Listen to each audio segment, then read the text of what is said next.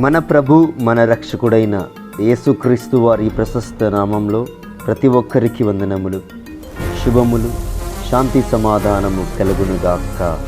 యోహాను సువార్త 5వ అధ్యాయం 42వ వచనం. నేను మిమ్మును ఎరుగుదును. ఆమేన్. దేవుని పరిశుద్ధ నామానికి మహిమ కలుగునుగాక.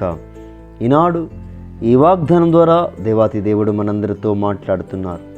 నేను మిమ్మును ఎరుగుదును అని పలుకుతున్నాడు. దేవుడు మంచివారిని చెడ్డవారిని ప్రతి ఒక్కరిని కూడా దేవుడు ఎరిగి ఉన్నాడు.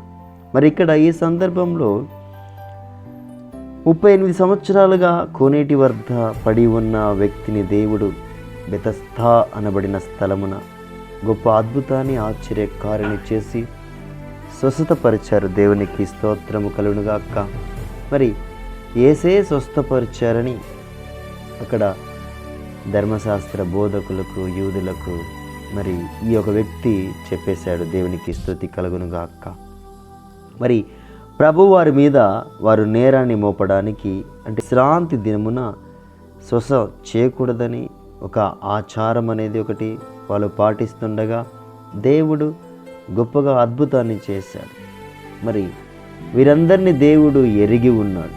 వారిలో దేవుని ప్రేమ లేదని చెప్తున్నాడు. మరి మనము ఈ సందర్భాన్ని బట్టి ప్రార్థించినప్పుడు ఈ వాక్యంలో దేవుడు మనతో మాట్లాడుతున్నాడు. ఏమని మాట్లాడుతున్నాడు? నేను మిమ్మును ఎరుగుదునని. మరి మనము దేవుని యందు భయభక్తులు కలిగి నడుచుకుంటున్నామా? దేవుని వాక్యం ముందు నిలిచి ఉన్నామా? ఆయన నామాన్ని బట్టి మనం ప్రార్థిస్తున్నామా? ఆయన నామంలో మనకు మేలు కలుగుతుందా లేదా అని విషయాలు మనము గ్రహించాలి. ప్రియమైన దేవుని బిడ్డలారా, మరి చాలామంది వ్యతిరేక భావనతో వాక్యానికి విరుద్ధముగా జీవిస్తుండగా, కొంతమంది దేవుడు లేడని అంటుండగా, మరి ఇక్కడ ప్రభువారు ప్రతి ఒక్కరిని ఎరిగి ఉన్నారు. మరి మనము దేవుని యందు భయభక్తులు కలిగి నడుచుకున్నప్పుడు మనల్ని దేవుడు ఎరిగి ఉన్నాడు. ఒకవేళ అలా మనం నడుచుకున్నప్పుడు కూడా దేవుడు మనల్ని ఎరిగి ఉన్నాడు. కానీ ఈనాడు ఈ వాక్యం వింటున్నామంటే దేవుడు మనతో మాట్లాడుతున్నాడు. మనల్ని ఆయన ఎరిగి ఉన్నాడు. మన కుటుంబంలో జరుగుతున్న బలహీనతలు, మన కుటుంబంలో జరుగుతున్న శోధన, వేదన, దుఃఖం, బాధను తొలగించాలంటే మనము ప్రార్థన చేయాలి, దేవుణ్ణి అడగాలి, మొరపెట్టాలి. అడిగినప్పుడు దేవుడు గొప్ప కార్యము చేస్తాడు, విడుదలను దయచేస్తాడు, శక్తిని ఇస్తాడు, ధైర్యాన్ని ఇస్తాడు. ఎందుకంటే ఆయన మనల్ని ఎరిగి ఉన్నాడు. పిలిచినవాడు నమ్మదగినవాడు. కనుక విశ్వాసంతో మనము ప్రార్థన చేయాలి. ఈ దినం దేవుడు నాతో మాట్లాడి ఉన్నాడు, నన్ను ఎరిగి ఉన్నాడని చెప్తున్నాడు. కనుక మరి మనము తెలిసి తెలియక చేసిన తప్పిదములు, పాపములు, నేరములు ఏదైనా ఉంటే దేవుడు ప్రతిదీ చూసి ఉన్నాడు, ప్రతిదీ ఎరిగి ఉన్నాడు, మనల్ని ఆయన తెలుసుకుని ఉన్నాడు. కనుక వాటిని విడిచిపెట్టి సరైన మార్గంలో దేవుని చిత్తం ఏంటో తెలుసుకొని ఆయన చిత్త ప్రకారం నడిచే విధంగా ఆ సత్య మార్గంలో ఉంటకు ఆయన కృపను చూపించమని అడిగి ప్రార్థన చేద్దాం.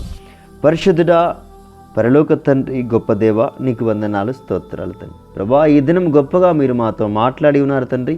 ప్రభా, మమ్మల్ని ఎరిగి ఉన్నామని ప్రభా మీరు పలికి ఉన్నారు దేవా. నీకు స్తోత్రములు, స్తోత్రములు, స్తోత్రములు తండ్రి.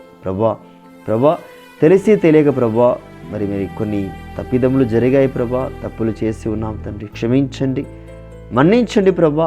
ఎవరైతే ప్రార్థిస్తున్నారో, ఎవరైతే కుటుంబం కొరకు అడుగుచున్నారో, ఎవరైతే ప్రభా సఖ్యత కొరకు తండ్రి నీ సన్నిధిలో సాగిలా పడుతున్నారు ప్రభా, గోజాడుతున్నారు ప్రభా, వారిని సైతం మీరు ఎరిగి ఉన్నారు కనుక మీ యొక్క శాంతి సమాధానము ప్రభా వారి కుటుంబాలకు అనుగ్రహించమని అడుగుచున్నాం దేవా. నీకు స్తోత్రం తండ్రి.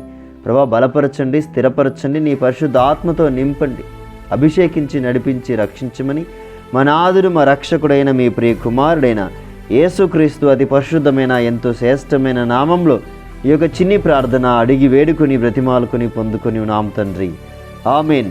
దేవుని పరిశుద్ధ నామానికి మహిమ కలుగునుగాక. దేవుని యొక్క మహాకృప ప్రతి ఒక్కరికి తోడే ఉండునుగాక. Amen. God bless you one and all.